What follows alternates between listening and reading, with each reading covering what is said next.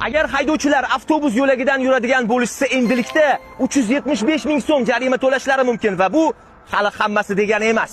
Yo'nalishli transport vositalari yoki mayoqchali maxsus mashinalar harakatlanishi mumkin deb tushuntirsam, men litsenziyam bor, bizga mumkin deyaptilar.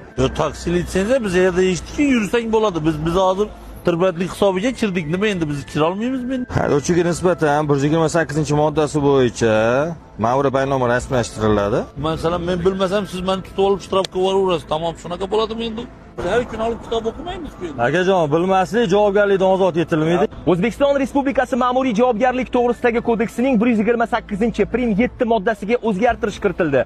Unga ko'ra, ushbu qoidabuzarlikni sodir etgan haydovchiga nisbatan bazaviy hisoblash miqdorining 1 baravari miqdorida, ya'ni 375 ming so'm jarima solinadi. Avtobus liniyada harakatlanib kelayotganligi uchun sizni to'xtatdim.